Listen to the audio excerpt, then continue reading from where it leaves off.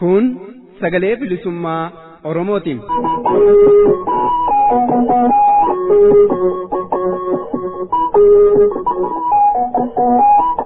Sagaleen bilisummaa Oromoo guyyoota kibxataa, jimaataa fi sanbata ganama sa'aatii 6 haga sa'aatii 7, galgala ammoo sa'aatii 6 haga sa'aatii 6 akkasumas guyyaa roobii ganama sa'aatii 7 haga sa'aatii 8tti, galgala ammoo sa'aatii 7 haga sa'aatii 7 dambalii gabaabaa meetir baandii 31, 41 fi 49 irratti akkasumas meetir baandii 25 kiilooherzii 11,810 irratti jimaataa fi dilbata galgala sa'aatii 8 haga 8:00 afaan Oromoon, roobii ammoo galgala sa'aatii 8 haga 9tti afaan Oromoo fi afaan Amaaraan wal duraa duubaan qophiilee dabarsuu amma jalqabama. Kun sagalee bilisummaa Oromootiin. Kabajamtoota dhaggeeffatoota keenya akkam jirtu, nagaan keenya kabajaa bakka jirtanitti isin haa dhaqqabu jecha sagantaa keenya irraa keessatti qophiilee qabannee dhiyaannee isin beeksisna. Sagantaa irraa beeksisuun kan isin faana turu Anayyaantuu Bulchaati. Tibbana baqattoonni Oromoo biyya Sudaan Kartuum jiraatan dhiibbaa isaan irra ga'aa jiru mormachuuf jecha embaasii wayyaanee Kartuum jiru fuula duratti hiriira bahanii turan. Kanaan wal qabatees poolisoonni Sudaan baqattoota kanneen irratti tarkaanfii adda addaa fudhatuun isaanii ibsameera. Haala uumame kanarratti baqattoota keessaa tokko kan ta'e Yesuuf Haajii Hassan Usumaan jedhamu haasofsiifnee jirraa, oduutti aansinee isinii dhiyeessina. Maa irratti ammoo kutaa lammaffaa gaaffiif deebii artist Eebbisaa Salamoon waliin gaggeessinetu dhiyaata. Hanga dhumaanu waliin turaa jechaa oduudhaaf gara Jaalwaaqoon Ooleetti isin dabarsa.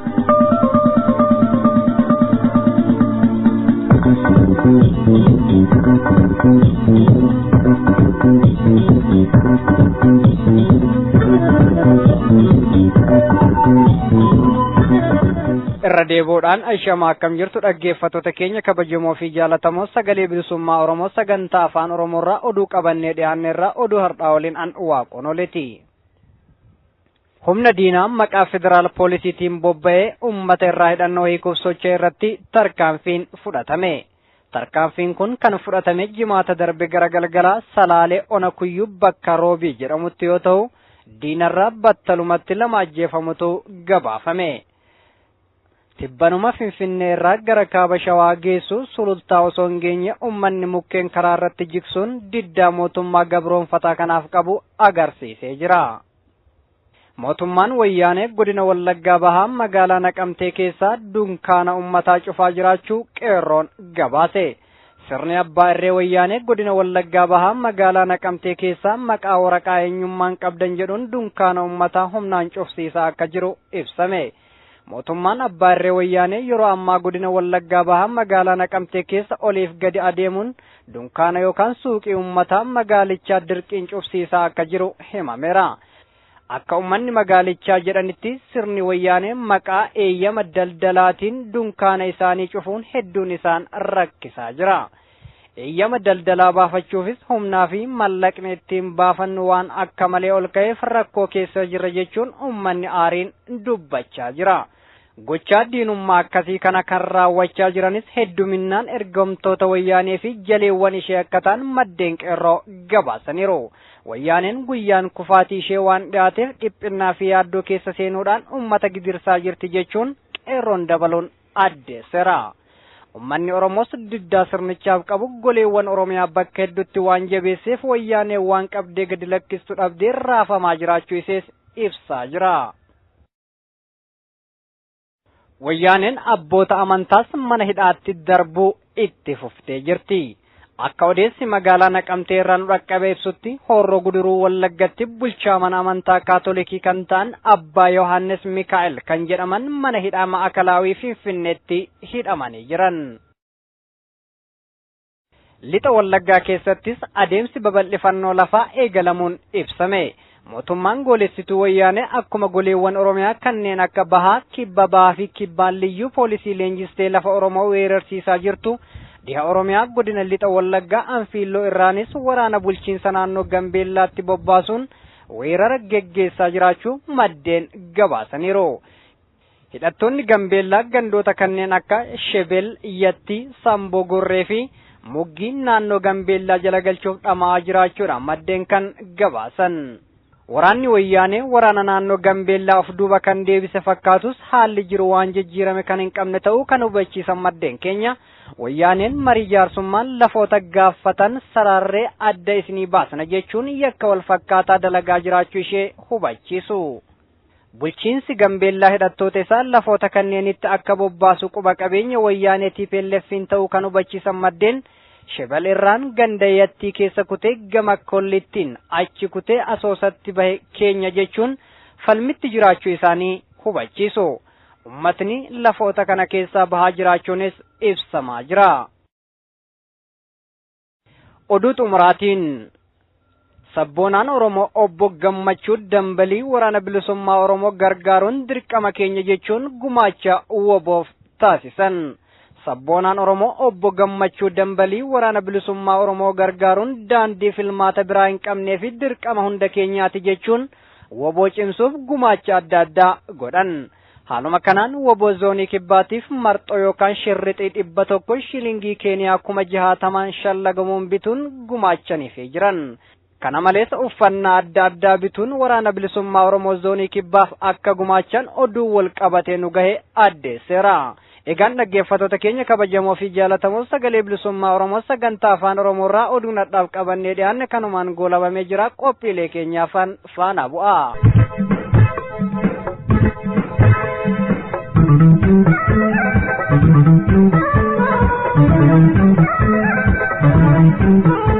Dhaggeeffattoota keenya kan dhaggeeffataa jirtan sagalee bilisummaa Oromoo sagantaa afaan Oromoo irraa meetir baandii 25 kiilooheerzii 11,810 irratti isinii darbaa jirudha. Sagantaan keenya oduu isin dhageessisuun eegaleetti fufa. Akkuma jalqaba beeksisneetti tibbana baqattoonni Oromoo biyya Sudaan Kartuum jiraatan dhiibbaa isaanirra gahaa jiru mormachuuf jecha imbaasii wayyaanee Kartuum jiru fuula duratti hiriira bahanii turan. Kanaan wal qabatees poolisoonni Sudaan baqattoota kanneen irratti tarkaanfii adda addaa fudhatuun isaanii ibsameera. Haala uumame kanarratti baqattoota keessaa tokko kan ta'e Yesuuf Haji Hasan Usumaan jedhamu haasofsiifneerraa kunooti.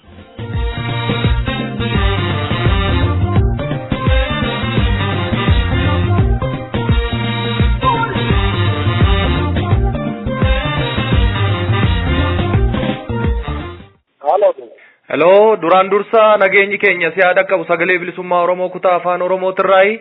An Baarantuu Gadaatan jedhama. Egaa sababni si bilbilee fi atis baqataa taatee Suudaan keessa akka jiraattu waan dhageenye fi tibba kanammoo achi Suudaan magaalaa Kaartuum keessatti mootummaan abbaa irree wayyaanedha embaasii isaa achi jiruun hawaasa Oromoo naannoo sana jiru irratti miidhaa geessisee jira kan jedhu odeessa waan arganneef si bilbilee mee maqaa kee dhaggeeffattoota keenya nu ibsiiti haala naannoo sana jiru nu hubachiisi. Anko Yusuf Haji Hasan Usman jedhama. Biyya Suudaan magaalaa Kaartuum keessatti argama. Akkuma ati jettee dhiyeenya kana magaalaa nu keessa jiru kana keessa beekumsa guddaa ta'amaa ture. Wantoota biyyaati saamicha guddaa irratti gaggeeffamaa ture. Namaa dararaa guddaa irratti gaggeeffamaa ture jechaadha. Tole dararaa kana maali sababni isaa eessatti immoo wanni kun kan ta'e mee dhaggeeffattoota keenyaaf sirriitti nu ibsi. Dararaa ta'ee galeegaa bubbulee jira biyya kana keessatti baqataan Oromoo baay'inaan akka argamu beekamaadha. Haala kanaan waraqaa jireenyaa biyya kana keessatti baroota dura gargaaramee biyya kana biyya Suudaan 250 irraa haga 300 kana kennanii waraqaa kanaan jiraataa ture jechuudha. Kana booda bara 2017 baatii amajjii irraa kaasee biyya kanaaf 2,150 waraqaa barreessanii beekota Polisaa Shaabii jedhamu irratti maxxansanii booda waraqaan sun eegabatee jirti mana seenanii xirachuu uummata qabuu uummata gumuu 2,150 kana hin qabne karaa harkiisuu waan barbaadan irratti dalaguun eegalee jechuudha. Eenyu kan horii kana 2,150 kana namarraa guuru mootummaa Suudaan moo mootummaa wayyaanetitu karaa imbaasii isaa achi jiruun akkas godha? Mootummaa biyya kanaatti waan kana jedhee jechuudha. Nu ajaja kana kabajeen waraqaan kun kan maxxanfame buufata boodaa jedhamu kanatti warruma biyya kanaati jechuudha. Naannoo kana balaaleffachuu fi mootummaa biyya keenyaatii fi mootummaan biyya kanaa waliigaltee qaban waan ta'eef taasii Itoophiyaadha illee jechaadha. Guyyaa gaafa kudhan dhala kudhaniiti gaafa nu achidha illee iyyannoo Itoophiyaatti iyyannee jechuudha. Tole. Mootummaan kunii fi mootummaan biyya keenyaa waliin jiranii iyyuu baay'ee saamamaa jirra, tumamaa jirra, horii hin barbaachisu nurraa cirataa jiru. Kana akkamitti nutti ilaaltanii isin dhageessan moo hin dhageenyudha illee iyyannee guyyaa gaafa onkudha 17 walgayaa fi koottaa mootummaa biyya kanaa gaafannee waliin mari'annee deebisnaa nuun jedhanii nu beellama isaanii kana qabannee daagaa duraan dhala 17 achitti hidhinee jechuudha. Embaasii Itoophiyaa Kaartum jiru jechuudha.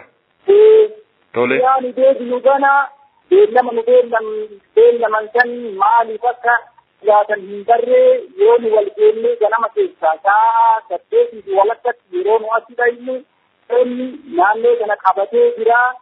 Rakkoo tokko malee osoo namni seerumaan taa'ee naannaan beellamamee sana dhageeffachuuf achi dhaabbataa jiru. Namoota funaananii tumuu. Kan tumu kuni poolisii biyya Sudaan. Katumsiisu immoo Muhammad Kamaa bakka bu'aa hawaasa Itoophiyaa jedhee imbaasii Itoophiyaa keessatti dalagu isaa jechuudha. Isatu nama reebsise. Isatu nu reebsise. Booda isa walirraa hafuu hin dandeenye yeroo ijoolleen qabamtee akka tokko malee tumamtu, yeroo ijoolleen isaan irraa cabu, yeroo ijoolleen akka malee hittiisamtu walirraa hafuu hin dandeenye uummanni walirratti birmatee booda dabalataan poolisa biraan fidanii garmalee tumanii namoonni nama 4 ta'anii du'aa fi gidduutti saala jiranii walumaa galatti rakkoo guddaa nurra furee jechuudha. Sababiin embaasiin wayyaanee Kaartum jiru achitti hawaasa Oromoo karaa nagaatiin gaafii nagaa dhiyeeffate kan inni poolisii itti yaamee reebsisu maali? Sababiin maal isinii kennan? Jalqabaa gaafa kuraan dhala fudhanii rakkoon tokkoon jiru isinii gaafannaa nullee waan kana quba qabnaa maaliif akka akkas godha illee nu galle waan ta'eef kuraan dhala 17 koottaa jedhanii nu beellaman. Beellama kana eenyee nu naamusumaan ta'e immoo diinatu isin duuba jira. Shororkeessitoota isin keessa galee jira. Keenya irratti rakkoo ibsanii samuun nu arrabsuu eegalanii nutti dhaadachuu sanii jechaadha namtichi Muhammad Tufaa jedhamu kuni. Tole, innaa namni kun embaasii balbala irratti reebamu namni 4-5 du'aaf jireenya gidduu jira naan jettee jirta. Kana malee namni hidhame namni dararaan adda addaa irra ga'e hagam taa'ame kana dhaggeeffattoota sagalee bilisummaa Oromootiif nu ibsi. Hidhame yoo xiqqaate nama 200 oli. Isaan kana keessa kaleessa galgala gaafa guyyaa 21 jechuudha. Biyya fedhanii jiranii jechuudha. Biyya kana akkuma sadii fi 100 eegaa gaban booda akka gara biyyaa galan kalee galgala namni 4 kalee fe'amanii jiranii jechaadha halkan keessa sa'a 3 irratti. Gara Finfinneetti fe'amu gara Itoophiyaatti? Gara Itoophiyaatti galanii mootummaan biyya kanaa jalqaba biyya kanaa fudhatanii fi tokkoo fi 50 adabee jechaadha nama hundayyuu. Horii adabee ta'ee horii adabee jechuun amma seera biyya kanaa cabsisan jedhee halangee 40 itti jechuudha. Namni reebame jechuudha. 40 kana itti murteessee gadi dhiisuuf inni qophaa'utti akka gadi hin dhiisne biyya galanii haaromsa fudhachuu qabanii jara kana duubaanii akka bilisummaa Oromootti jira. Kanaafiyyuu jarri kan galanii haaromsa fudhachuu qabanii akka gadi hin dhiisne jedhanii kalee galgala konkolaataa 84 nurraa fe'amanii jechuudha. Hayyee guddiseen si galateeffadha maqaa dhaggeeffattoota sagalee bilisummaa Oromootiin guddaan haa galatoomi. Isinillee warri sabaa'oo bakka nu jirrutti rakkoo keenya nurraa hubachuuf nu barbaadanii nu dubbisuu keessanii baqataa Oromoo biyya Suudaanii fi guddisee isin galateeffadha ulfaadhaa bakka ayyaanaa ta'a.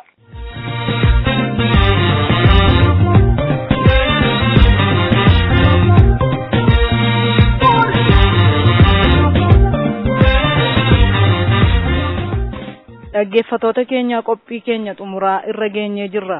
Innis gaaffiif deebii artist Eebbisaa Salamoon waliin taasifne kutaa lammaffaadha, itti dhiyaadha.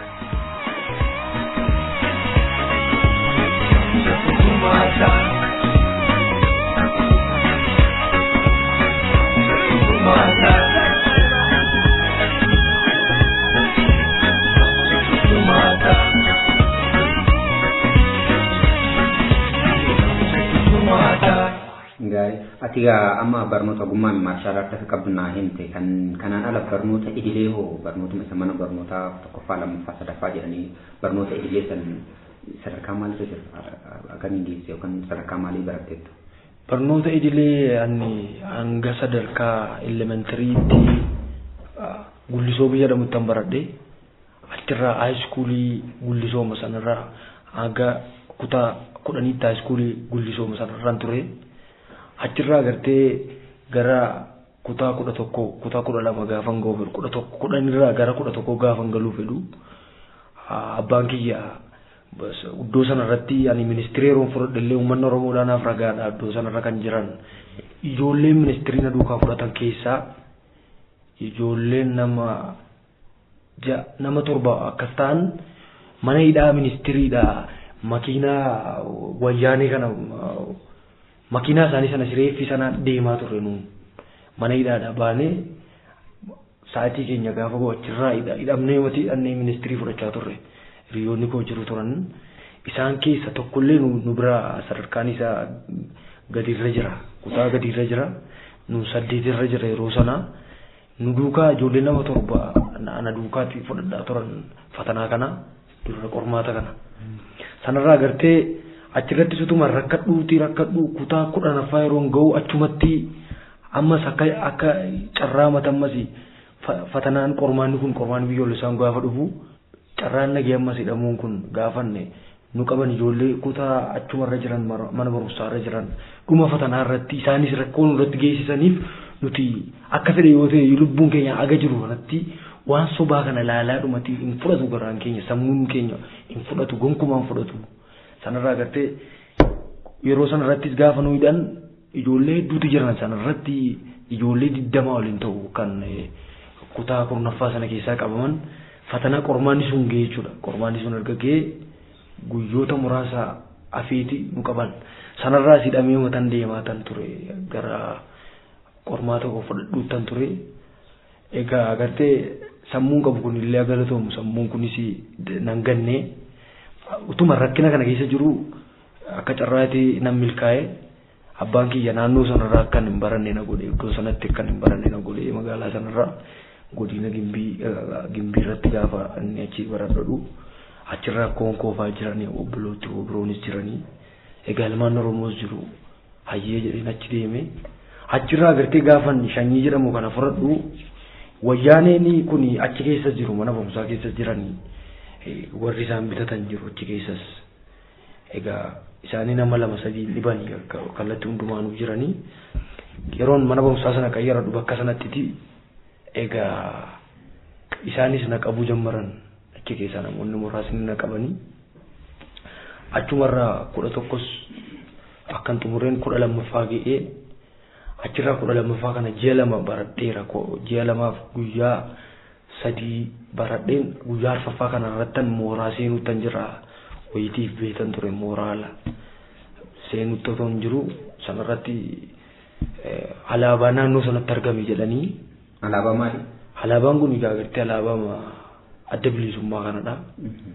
Sun immoo agartee alaabaa kana namni sitti baatee dhufeen agartee nuti alaabaa kanaatiif jecha alaabaa adda bilisummaa kanaaf jecha agartee kaan lubbuu isaa dhabee kaan agartee qalbii isaa dhabee akka koo kana uuma itti miidhame wanta kanarratti agartee alaabaan kun alaabaa kabaja qabudha. Alaabaa ilmaan Oromoo jiran hundumaa irratti iyyuu alaabaa fudhatama qabudha. Alaabaan kun ilmaan Oromoo barsiisonni keenya akkasuma barattoonni keenya akkasuma agartee daldalootonni akkasuma agartee ilmaan Oromoodhaa hundumtuu kallattii jiran irratti alaabaan kun agartee kanaaf jecha wareegamanii sun immoo alaabaa jaallatamuudha.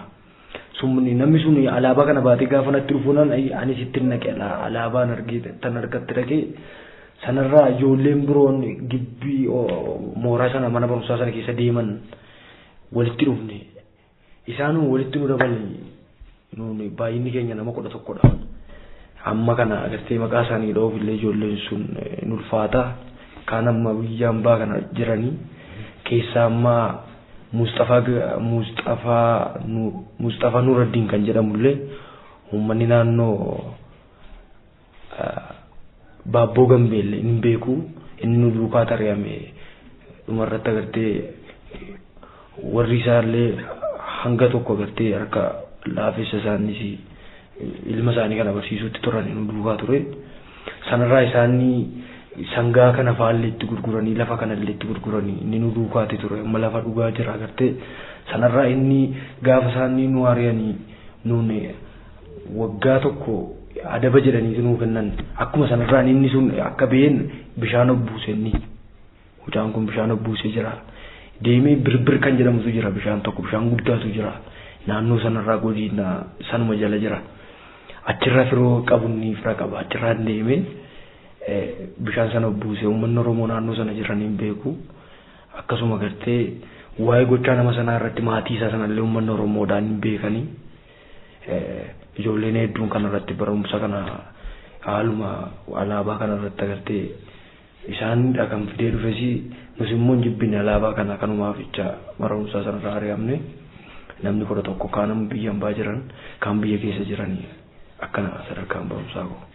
Okay, kutaa 12 irratti rakkoo amma isinaa himta kanaan dhaabde jechuudha. Mee gara immoo wallee keessan si deebisa artist deebisa. Akkuma artistii siyaama nama ogummaa maarshaal aartii qabdulleedha artistii dhalleena artistii eebbisaa jechaas siyaama. Wallee kan keetiin beekamtu keessaa tokko qabsootu furmaataa si jedhudha. Mee wallee kan keessan irraa nu jedhiti waan inni gaafadhu qaba kanaaf hin jedhe wallee kan keessan irraa nu tuqime. Ayyee. Jajjabeeko goota daggalaasanii qeerroo jajjabeeko goota daggalaasanii qeerroo diimtuurraaf jala gidduu magariisa fajiin kan koo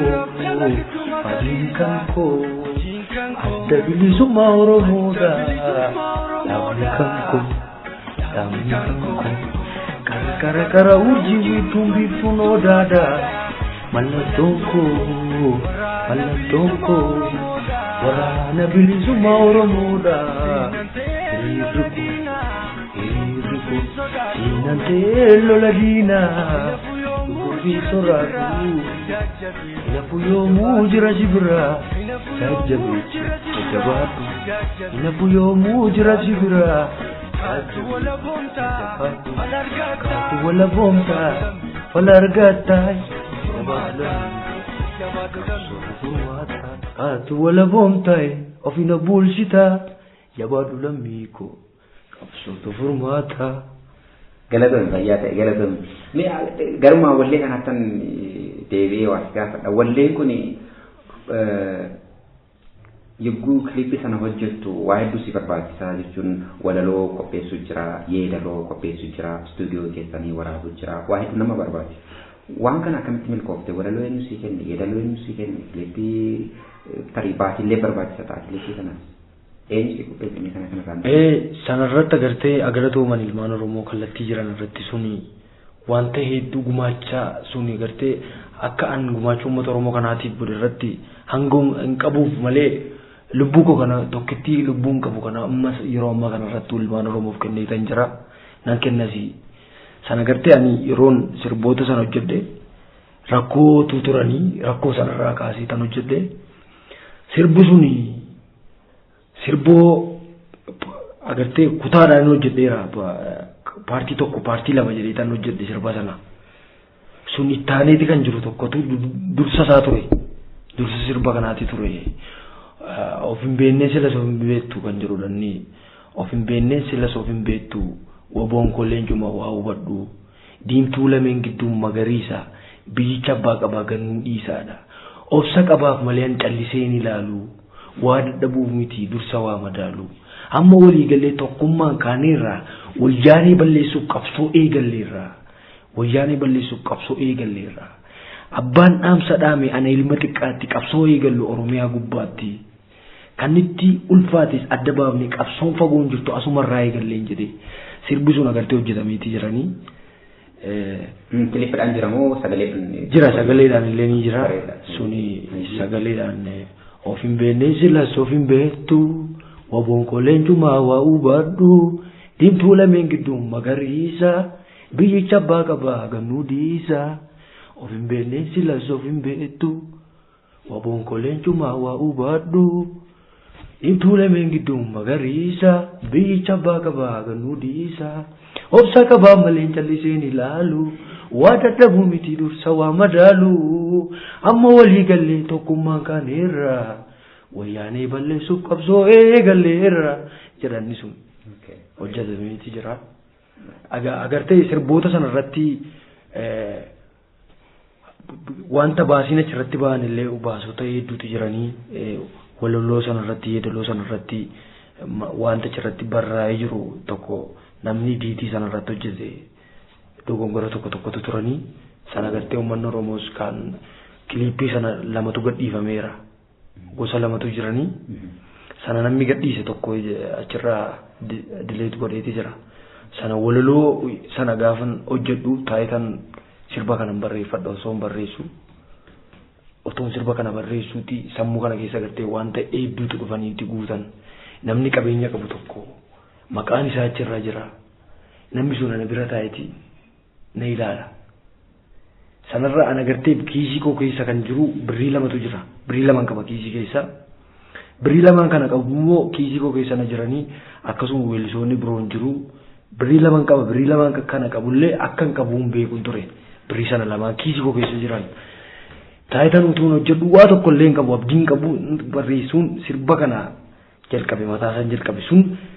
Jajjabee koo gosa birootu ture ammallee sirbi sun sana osoo hojjedhu namni sun barsiisaa yuunivarsiitii tokkodha na bira ta'a namni sun sanarraa agartee rakkina an qabu kana na ilaalan utuu hin hojjetin rakkoo namni qaba akkan hojjedhee yoon xumurellee walaloo kanas yeedaloo kanas yoon fixee haqee hojjechuuf akkana rakkisu beekanni sanarraa agartee inni ani bu'aatan barreessaa uummanni Oromoo fi akkasuma agartee weellisoonni achi jiran ilmaan Oromoo hunduu naaf ragaa hin danda'u agartee dhiiga hedduun na biratti dhangala'ee sana gaafa argu garaantu nan danda'u anaan sanarraa utuun barreeffadhu namni kun gadi beetii taa'ee barreessuu jalqabe.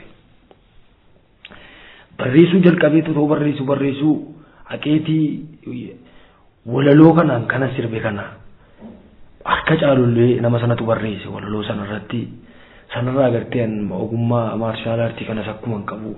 Sana laalee tanan gidduutti siinan teelloo ladiina lubbuuf hin soraadhu jedhee ifaan itti dabalee akkasuma garaa dhumarraan jabaadhu lammii koo qabsootu furmaadhaan inni du'e isa aduu erga du'e bilisummaan keenya dhiigumaan dhufa jedhee tan agartee.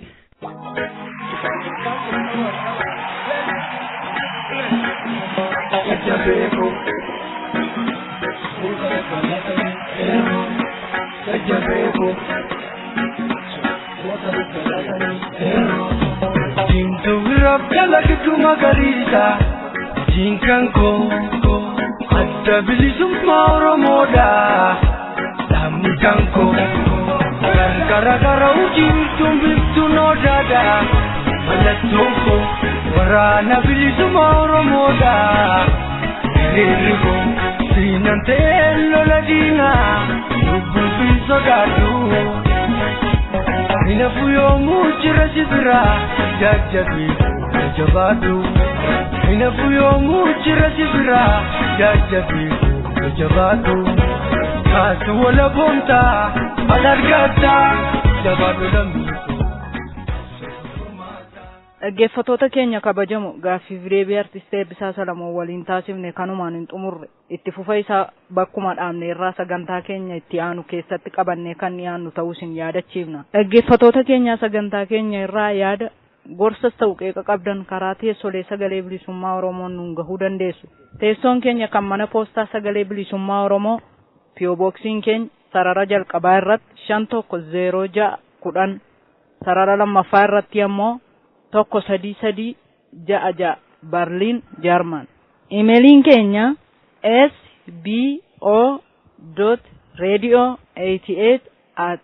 sbo.radio88@gmail.com.